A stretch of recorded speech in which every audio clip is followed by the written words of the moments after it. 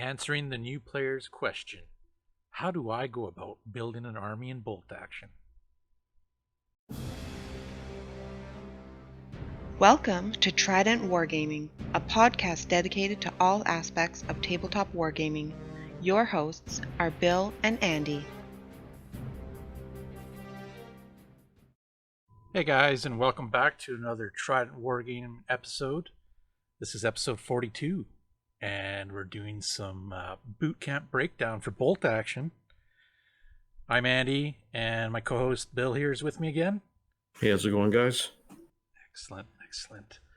It's been pretty good. I think today was a fun day for getting some stuff done.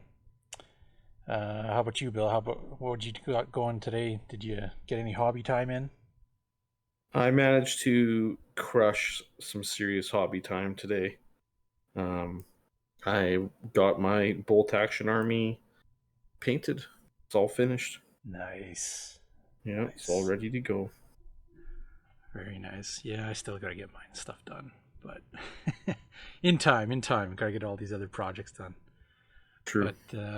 But today's episode, it's kind of come up just through the local community that me and Bill are part of here, and it's really all about kind of building your army and the process of how do you go about building the army, what things to look for and all that kind of stuff. We had a gentleman in our community group. He's collected the miniatures and he's having fun putting them together and whatnot, but he's just not sure how to go about building an actual army. So I think in this episode we'll end up kind of going through just kind of our processes of what we kind of look for, what we kind of think about, what we do, and some key points and whatnot to talk about. So, yeah, I know, like myself, jumping into the game, it's been, I think, maybe 3-4 years now, and it was quite different compared to some other games out there. So, definitely take your time and experiment is what I can say right off the bat. Yeah, for sure. But yeah, so I guess a little bit about building like the army lists or picking the armies. Like how about you, Bill? Like when you finally decided to jump into bolt action, because it was very recent, right? Yeah. That you jumped in. What kind of went through your head when you decided, what did you want to start with and look at and whatnot? Well, I knew I wanted to play Americans. I've always kind of just, been digging the American World War II, early, like Nam around there, Pacific theaters. So I figured why not jump in and check them out. Once I ended up, nailing down an actual, I guess, nation to play, with it being a historical game, I decided to start kind of browsing through the eras that I wanted to play. Mm-hmm. And I really gravitated towards the mid-war myself. So I'm kind of basing everything technology-wise around 1943. And then, just did some wiki reading and checking out inside even the army book what theater selector kind of tickled my fancy. And then from there it was a lot of internet reading, just kind of browsing through even YouTube videos. Actually, there's some really good ones, but just going through what did they actually use, what did they have, was there any particular new weapons that came out in 43, was there anything phased out. It was a lot of stuff, but it was enjoyable. Like, it was really fun to sift through all the info and kind of build a force loosely based off the tech they had and the era and operation, right? Like I pretty much have my army built around Operation Husky, Operation Avalanche, which, if you know a little bit about the World War II, it wasn't the most successful endeavor. There was a lot of infighting and kind of just, yeah, lack of support against the Italians, but it was a pretty sweet theater, I thought, anyways, because it kind of kicks everything off. It's air quotes, the soft underbelly. So it really does push help them push into Europe. But it's yeah, it was kind of just what I decided to end up going with, and it Nice. was yeah, it was a good way to do. So Well, and that's good because, like, even before this new campaign book, the soft underbelly had come out. mhm. You had actually chosen that section of the war before this, right? So, Yeah, and now all of a yeah, sudden there's a campaign book that's come out, and it's nice because now you can take your army and fill in those scenarios and those battles, right? yeah, So, and that's one great thing about bolt action is that tends to happen. You'll build a force, and then later down the road, you'll see a book comes out. And you're like, oh, this is surrounding my actual army that I made. Cool, right? So that's great. No, that's a lot of good info right there, just from what you said. And of course, there's so much info just from our history and on the internet, of course. But and even for myself, of course, I've kind of collected, a whole bunch of the armies, but going to actually building them, there was that whole factor of, which nation kind of attracted me at first, right? Because yeah, I think sometimes that's what happens first. So if you're getting into the game and you're not sure what you want to build or what you want to play, sometimes I guess what appeals to you right off the bat is probably a good way to go. And then you can start doing some research on your force and what kind of units were in that force. And a good way to start is, like Bill had mentioned, is that there's the three different eras of the war, right? you hmm know you kind of decide, in a sense, that force, or maybe you're looking at something in history, where does that force kind of lie? Is it an early war, is it a mid war, is it a late war, or is it a mix? Can you mix them, right? So, as a new player coming in, you're pretty lucky that you didn't just jump into it by yourself, kind of thing. There's a lot of back and forth talking between yourself and myself and the communities as well that are out there on the Facebook pages. yeah, very true. A lot of questions asked, right? So it was nice that you're able to bounce those questions and ideas back and forth with people. And that's one other thing I recommend with new players. Like, if you just get into it, there's a lot of groups out there that have a lot of support for what you might be looking for. So ask questions, ask away. It's you get so much info out of it. Um, so yeah, so like selecting your force, you got a couple models. Let's say you decide on a faction that you want to play or nation you want to play. Play some different missions, right? And kind of play around with your units and whatnot, because there's a huge abundance of units in this game, and there's a huge abundance of theater selectors in this game as well, right? So my suggestion for new players is start with some low points. You know, usually, like in our group, we usually play in 500, 750,000, 1,250 increments of points, and you get to play around with a lot of different units, right? And I know yourself, Bill. When we started, I think we started at 750. Yeah, we did. just to give you a little bit of flair to play around with different units, right? Because your army did change like fairly quickly, Yeah. right? So, maybe just maybe describe how that kind of went for you, like your initial thoughts on what you picked, and then when you started playing, what you noticed and stuff like that. Essentially, so when we first started in the 750 point level, only ended up having 2 squads of infantry, and kept them around 10 man. Still loaded up though, right? NCO with the SMG, had a bar in the squad as well. I wasn't really taking anything extravagant outside of that. I was running them as regular. I pretty much ran almost all my stuff as regular just to kind of get a feel of what every unit does. And I was off the hop. I was running 2 MMG teams. You're allowed to take 3 for one selection, but I didn't want to be that guy, so I decided to only run 2. And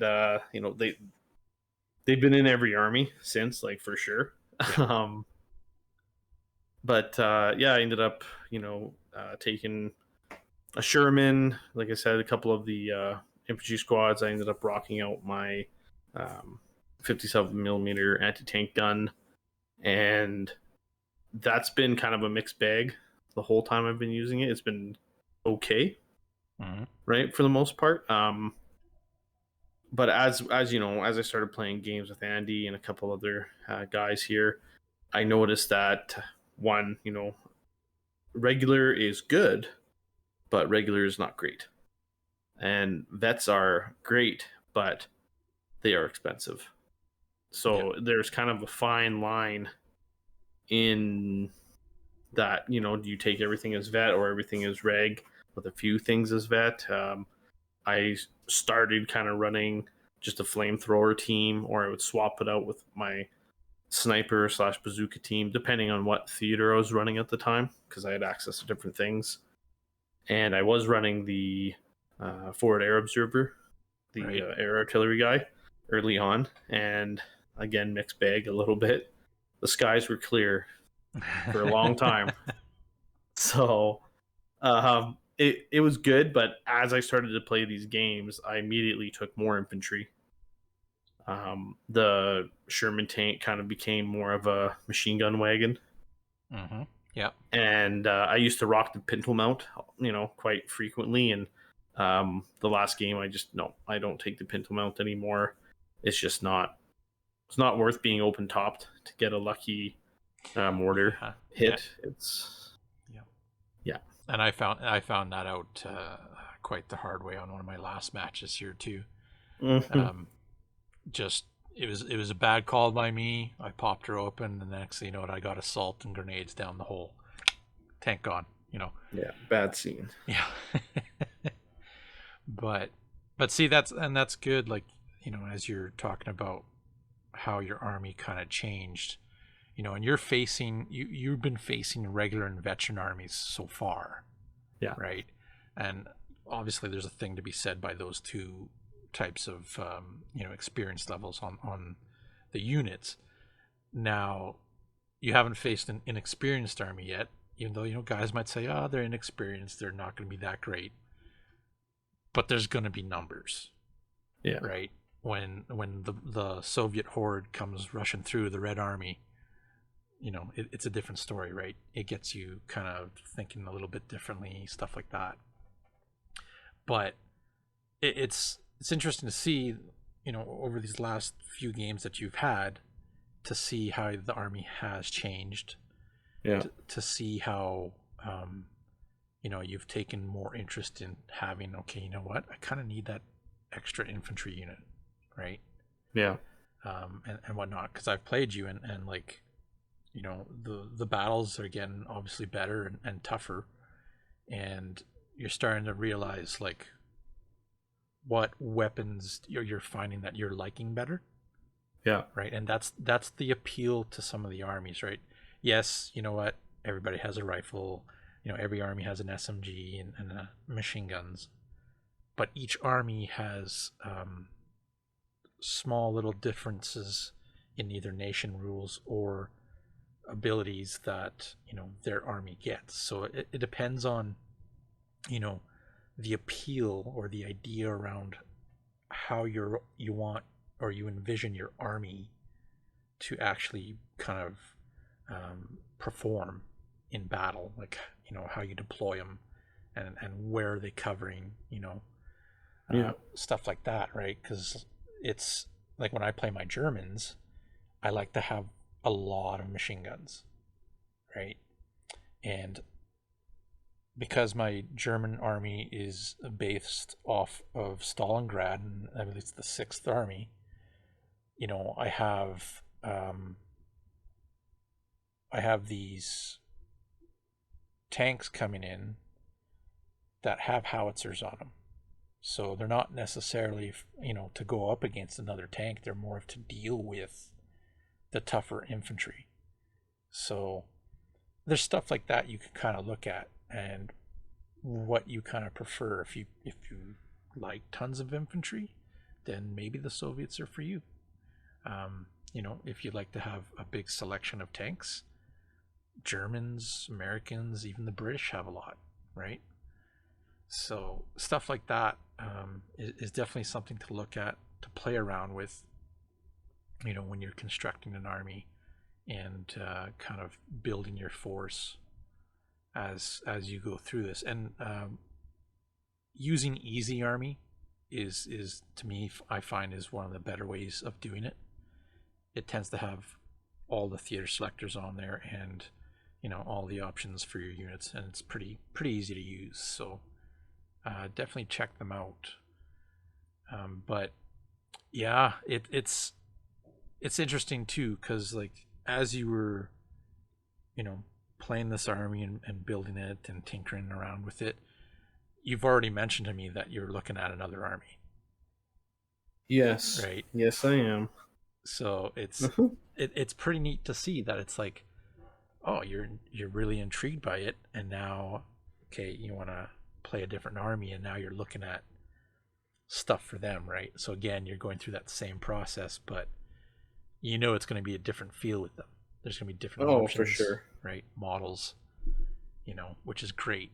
And I don't know, to me, I think with bolt action, one of the biggest things, and for newcomers or for a player who's trying to get the hang of building an army, you know, the idea around the army, do you find you're trying to build an army like as an all comers list, right? Where are you just using a reinforced platoon, or are you actually going with specific theaters? You know what I mean? Yeah. Um, and I think one of the biggest things just for the players is, do you have a theme for your army? It tends to, again, go with the history and all that stuff, but if you kind of get an idea of what you want to go with, if you want to do airborne, right there is automatically kind of sets you in that path of what you want to take, and then you start looking at stuff, right? So with bolt action, I think it's definitely a way to go, and there's really no right or wrong way of building an army. You're just gonna end up finding out that units in your army lists might not perform so well as compared to others. You might not like machine guns, like machine gun teams. I don't know. You might not like snipers.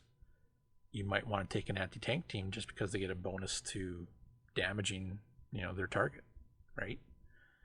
So there's a lot of options out there. There's a lot of things to try out, and again, check your nation rules, because there's so many differences.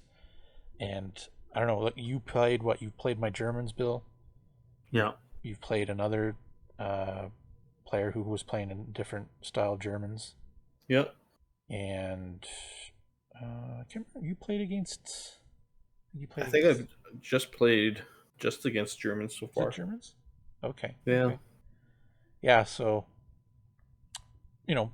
one of the armies you're going against has the majority of the units in the game, right? Yeah. So you're definitely getting good experience with that. But as you go through and as you go forward in playing, you got to kind of think, kind of certain units in your army that you have out of your selection that you actually want to include. Like, I could probably say for certain Bill's probably taking a flamethrower team all the time. Yeah, that's well, that goes without saying. Like as an actual just a flamethrower team, probably not. But Here we go. as an engineer squad, oh yes, Yeah, I'll so definitely take that. there's and there's actually something that to touch on is talking about like units. You know, again, Bill played. He was playing his flamethrower team a few times, just solo. He's seen me play it. He's seen how effective it was as well. But he kind of looked into his army book and he found an engineer squad, right, as Yep. you just mentioned. And it's a difference. It's a big difference, and it might be more effective that way for him. You know, and funny enough, my last game I had against Jason, I had a similar thing, but this time I threw it in a transport, Yep. right? So zipping up, and utilizing that unit because it is quite good. But some little, not so much combinations, but more of just maybe a decent or smarter unit choice compared to maybe what you did before in the past, right? Yeah, I think honestly, it was it's better bang for your buck. Like I even as I've played and kind of evolved with the way I make my army, I even started running the half track, Yep. right, to be able to bring that engineer squad up the board. Um, you know, finding out that yeah, it's got the HMG and it actually can be effective on a just troop transport was pretty sweet. It's good for it is good for some mobile support to really bring that flamer team into position. Like I know the last game we played, that flamer team was like my MVP. Yeah, it was. The engineer squad, sorry, it was yeah, it was going crazy. Yeah, the flamer in the engineer squad. Yeah, like You just didn't run out of fuel. unlimited fuel. Yeah, it was lasting the whole game. I was proud. Yeah. But that actually was a great game that we had because there was so many different rules that came up, Yeah, and like I'm pretty good on them, but a little rusty on some. We had to look it up and research it, kind of thing. But it was awesome because it was like, huh, you know what? This has actually never happened to any of my fights. Let's check it out. Oh, okay. You might actually be able to put that building on fire. Cool. You know, stuff like that, right? Now, Bill's never seen a building get collapsed by artillery. Well, no, you no, know, I have now. it happens, right? My machine gun team felt the pain. Yeah. Yeah, no, the Stug finally hit something. So, but again, it's great to just play the games, try out units, maybe try some obscure units that you would never even think of trying, and try them out. Like, I have yet to try out a Nebelwerfer yet. It's just, Oh yeah, it's a multiple launcher. I haven't tried it yet. So I've had it used against me and it hurt, but, you know, um, just have not put it in my army yet. And it could show up at any time. So, so yeah, it's kind of like, you think something's cool or you want to use certain things, or maybe you're a fan of more tanks in the army itself, even though it's kind of it is an infantry based game. yeah. You do have options for tanks, so um, yeah, try it out, see what you like, see what your style is. I know myself, and I've noticed just with some of the other games that we've played, other systems, I think bolt action is way more of a thematic game, than some of the other ones are, just because of the history, just because of the way the guys are building their armies and making terrain and all that stuff, right? So, so it's kind of one of those questions you got to ask yourself too, and jumping into a game. What's your gaming style? How do you like to play, right? And that kind of can also help with building your armies and doing the research and checking out the miniatures and checking out the units. Because if you're doing like thematic gaming and whatnot, there's a lot of campaign books with a lot of different scenarios that have specific theater selectors. So it might not be like the normal thing that you would play, but there is a nice list, good list that you can pick from and design your army. And the nice thing is the army that you'll be going against, it's fighting in that same era, it's fighting in that same theater, so it's going to be a pretty balanced fight, right? And if you're going for, if you're a strong gamer and you like nitpicking the army, I know we tend to do that kind of stuff as well. And you can do that in bolt action as well, right? Like, look at some of your vehicles. Maybe taking a heavier tank isn't your most viable option. Maybe you like to have that lighter tank that has the 3 machine guns on it. That's literally a machine gun platform. You know what I mean? So look at your options. You when you're looking at your army, you have a whole bunch of selections. So if we kind of go through that, when you're looking at your basic starting, you're wanting to have your command, and you have different types of commands that you can take for better leadership and better distance and whatnot. Then you have to take, of course, your 2 selected troops, pretty much what they are telling you that you could take for your troops. And then you have just a large list of other units you can take. You can take more troops at different experience levels, different teams like engineer teams, machine gun teams, then anti-tank teams. So a lot of different options like that. And it's pretty good to go and like experiment with those units, because some nations have like for Americans, for example, your machine gun teams is it's a 3-for-1 choice. 3-for-1, yeah. Yeah. So that's because you don't actually get really machine guns in your units, do you?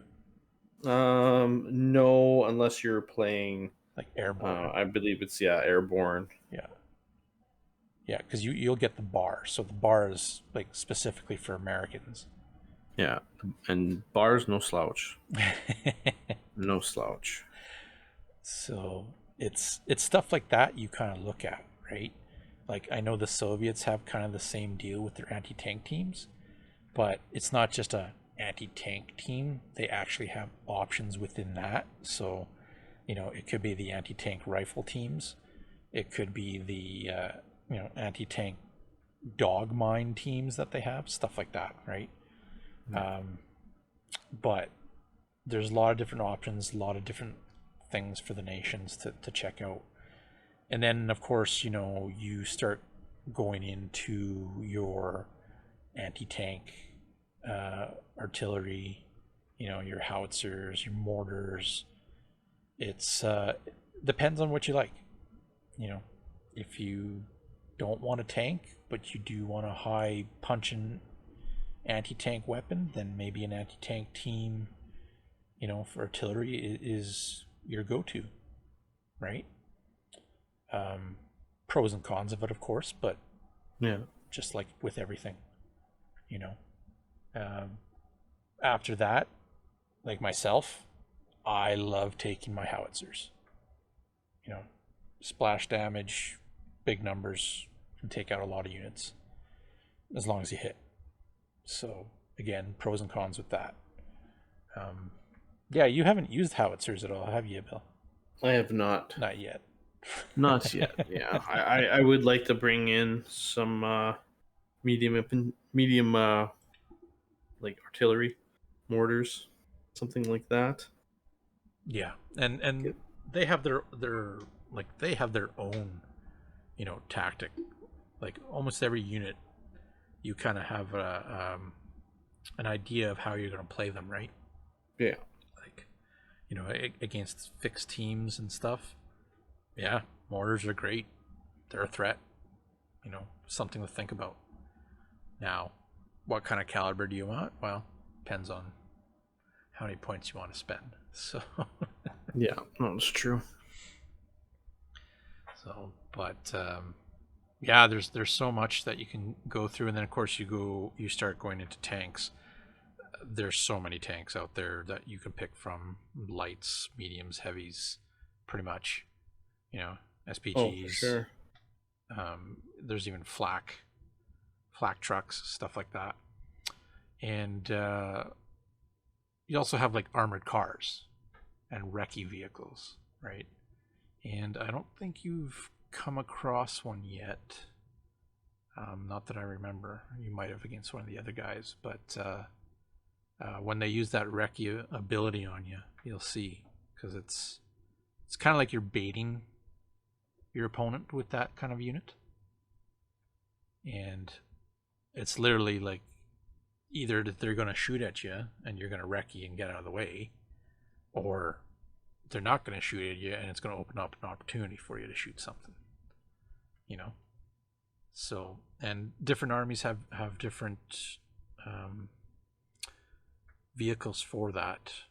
My early war French, they really don't have big anti-tank guns. They have like a medium, but it's on a truck, not a tank. And this weapon is actually pointing backwards on the truck. So if it gets, it gets shot at, you either are going to take the hit or you're going to try to recce away. And it's a tactic, right?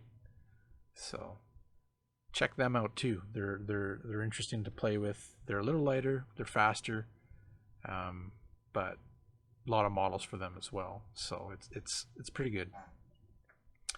But yeah, I guess with a lot of it too is, if you're interested in playing campaign games or the scenarios out of the campaign books, there's probably at least 18, if not more, probably campaign books, I'm gonna say.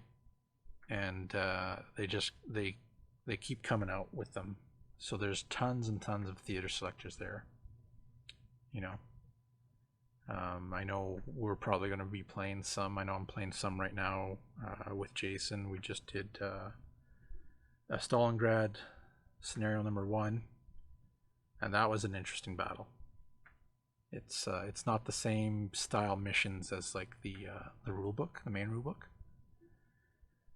So you get to play around with that and try different units in those lists. So I'd definitely suggest trying some of them out. And overall, it's kind of just having fun with what you're picking and playing, and experimenting, really. Yeah, I would definitely agree with that. I would also say, just because of the accessibility of being able to get like plastic units and whatnot, Mm-hmm. having more infantry than you're using is not a bad thing. Like, I know after playing a few games myself, I've wanted to expand the squads a little bit. I made a lot of units with the SMG and a bar, and if I want to say play maybe a little bit of a harder list, right? Because primarily I'm playing my army to fit the theater, so it's more thematic. But if I'm gonna play a little bit harder, I'll take late war with more bars. So I ended up buying an extra pack of the just regular, U.S. grunts, Yeah. and basically, yeah, making extra bars. I'm gonna end up probably modeling NCOs with just the rifle as well, um, to take advantage of really the move and fire.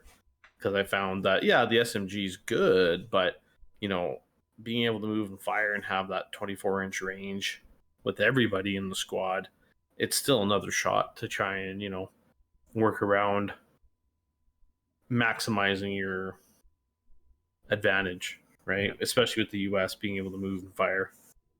So it's Yeah. just and you can make whatever else you want out of there. I've been talking with Andy about making a mortar team, and with my continuous quest for just all plastic, that's kind of what's got me stuck on wanting to keep making new units. And yeah, honestly, sky's the limit for trying to come up with your own unique models that you can play in your list too. Oh, 100%. 100%. And there's tons of 3D printing stuff out there too, and there's even other guys that they cast some of their own miniatures. I found a few of them from in Europe. Like, I ended up finding a whole bunch of artillery pieces for my French that you can't really find, and this guy had them, so checked them out, ordered them, and got the gun, and just threw a crew on them, and bada bing, bada boom, works pretty good. So, but going with like the hobby aspect of it as well, like Bill was talking about, it's a great opportunity to actually make those specific units.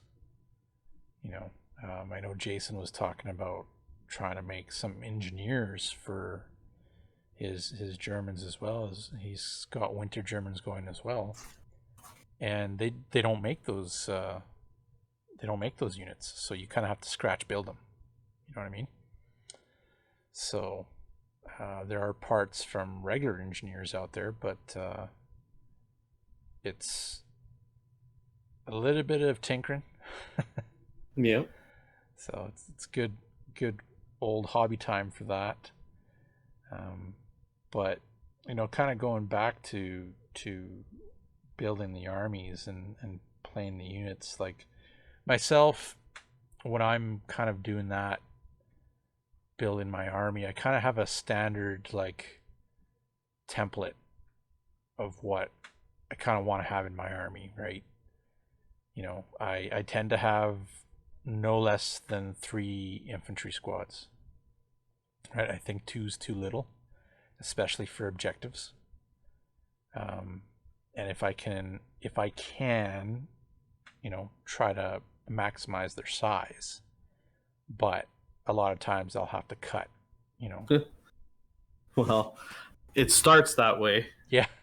It always starts that way, trying to max out your squad size, but that's the chaff, man. You gotta squeeze some more Yep. units in. You start dropping infantry from your squads.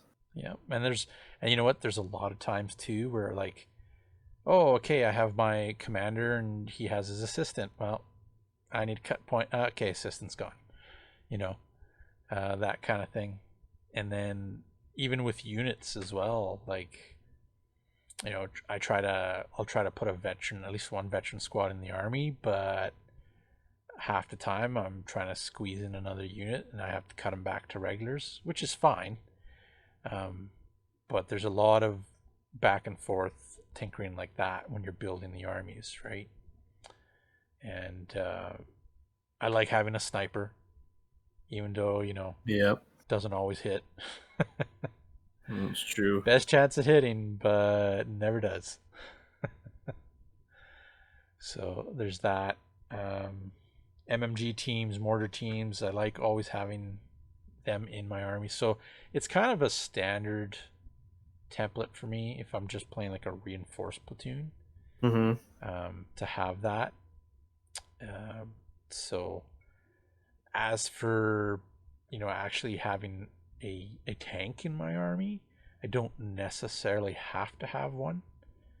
Um, it's funny because this army that I have is allowed to take two for the one platoon that selector that I've taken. But they're it's not like I'm taking two tigers or anything like that, right? It's like two stugs with like light howitzers, or I'll end up taking the bigger one, which I think is costs a little too much. But yeah, it kind of changes your idea of how effective these units can be, right? Some units are cheaper, and they can work pretty good. Like they put some good damage out, um, some good rules to them, and then you have other units that cost a fortune and they kind of don't really do anything for you in the whole game, It's true. right? So, like, there's been a couple games that my Stug 33B, which has a heavy howitzer on it, it didn't really do anything. Either I had it out of position, which was my fault, but I'm shooting at stuff and it's just I can't dislodge those veterans that are hiding in cover that are giving me modifiers. So stuff like that, right? So what do? Well, you have options. I mean, at 320 points, I'm pretty sure I could get two other units to help out, kind of thing. Oh yeah. So Tanks are expensive. They're not the they be are. all end all. No, they are.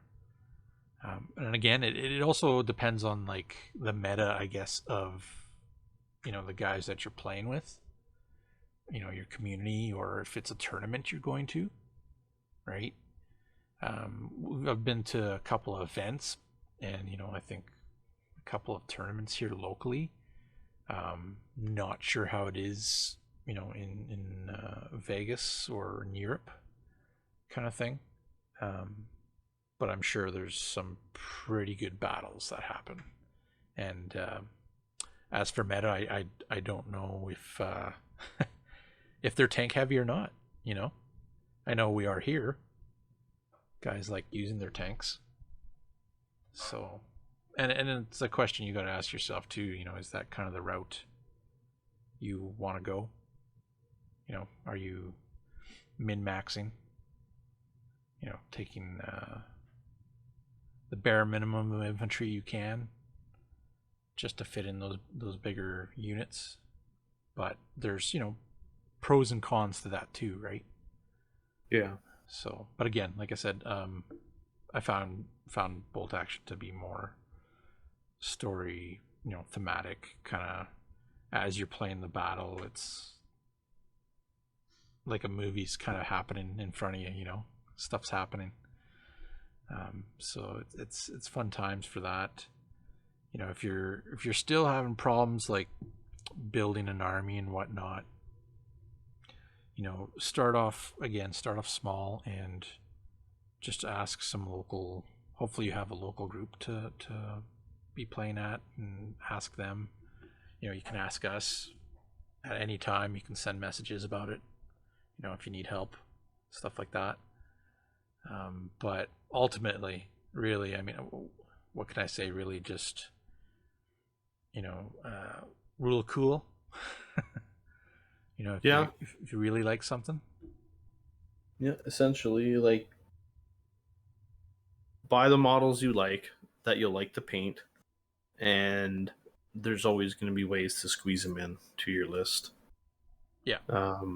Obviously, if you can pick a theater and an era, it makes it a lot easier, because there can be quite a bit when you're first jumping into bolt action. Oh, 100%.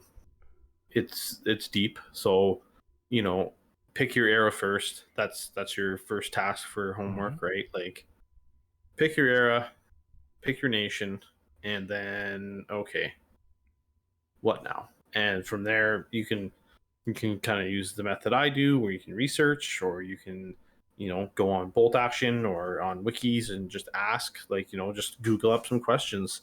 What's, what's decent?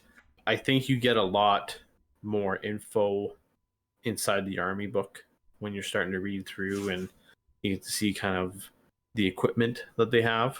Like I caught on right away myself with the Americans, just reading about the move and fire and having the best radio equipment for reserves and having coaxial, machine guns. And I was like, oh, okay. So it kind of gave me a little bit of a insight on how I was actually going to run my list, because I want to be moving and I want to take advantage of your actual like nation abilities or special rules. Exactly. It's a big part for sure. Yeah. Yeah. No, that's a key thing right there, actually, what you just said. So definitely keep that in mind. And there's some rules, like my French, they actually have a negative rule to them. So, there's some armies that are like that. The other thing I can suggest is, if it's you and a buddy who are getting into the game and you're just starting out, I would definitely talk with your buddy and maybe agree that you guys are going to play the same era. Yeah. Right? The same time. Nothing's worse than continuously losing because I'm playing early war and player B is playing late war. It's you can see the technology and the unit selections, how much more advanced and how much more you get.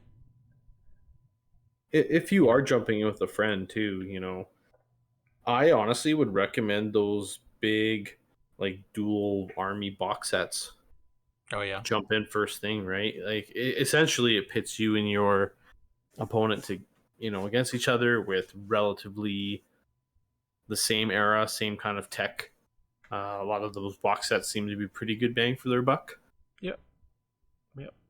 Yeah, and they there's if you're talking about like the big army deals, Mm-hmm. they almost every box I think of Bolt Action actually has little tags on the sides of them that say what time frame that these units were used in, and so you have the the individual like full army sets, like the German Grenadiers, or the American Airborne, stuff like that, right? Japanese Army, or they do make the larger sets where it's like two full armies. Yeah, that's the one I'm talking about. Yeah, the big bundles, yeah. Yeah. And it's like, oh, here's the Stalingrad battle. Bang, you got your Soviets and you got your Germans and you got terrain and books and like everything's in there, right? Yeah, like if you are jumping in, I'd recommend that route because you get everything. It's a one-stop shop, and you get to really figure out if you want to play this game or not, right? Like, no, for sure. You get access to pretty much everything in the box, which allows you to play a few different games and really kind of sink your teeth in. Oh, exactly. And then once you play and you kind of learn and you get the hang of building your armies, and next thing you know it, you start kind of pondering of different forces that you want to build. And the nice thing is you can probably use majority of what you already have, right? Yeah. And you might actually, maybe you do have a unit that you don't use that often, but you found a theater selector that complements that unit. It's nice that you can actually just kind of shift over and try that out and use, sometimes they have little special rules on them in the theater selectors, right? Oh, these guys are now fanatics for this battle or this scenario, just stuff like that. So, but what can I say? There's so much. There's just so much options. But ultimately, just take your time with it, play it out, try things out, roll some dice, see how you like it. And the nice thing, even like with the easy army, is you can select whatever platoons you want, whatever theaters you want. You can save it, you can send it yourself, you know, and you can always go back to editing it easily, and it'll actually save all your armies. So it's a good way of trying things out and seeing the difference in armies that you're trying, and seeing the difference of units, so that you can go back and say, you know what, I kind of like this army better because I had more infantry in it. Yeah. So that's kind of what I find. As I'm building armies, when it comes to tournaments, it's a little different because now you're starting to think, okay, what's going to be really effective, right? Unlike some other games, it's not to a point where uh, everything has a special something, Mm-hmm. like an infantry squad. It's an infantry squad. It's no different than my opponent's. He has rifles, I have rifles, you know. But it's a lot of how you're playing it, positioning, how you're playing, and then of course that's what this whole episode really is about, is just the importance of how you're building your army and your selections, and just experiment. So Yeah, that's true. yeah.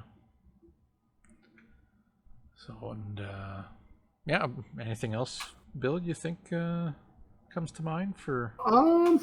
The only other thing I would say is, if because there's no right or wrong way to honestly No. jump into the game and pick an army.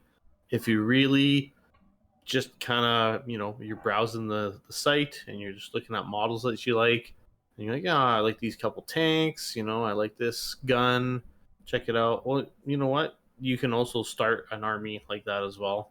I've kind of been doing that with the German force I've been starting to look at. I've been focusing on Africa Corps. I've been reading a Great Land Battles book. It's like an encyclopedia of World War II with a lot of like operational info. Again, because I like to, stick somewhat true to the historical part of it, and at the same time, I'm also, you know, blitz buying just random stuff on the internet and hoping I'm gonna get to use it all. Right, like I really like the bigger scale tanks. I like the 148 scale from Tamiya. So, I bought a Tiger 1. I bought a Panzer 3, Panzer 4. I ended up, really liking the look of these tanks. And I'm like, I don't even know if I can use these. I found ways that, yes, I can. Not all at the same time, but I have options to use what I like.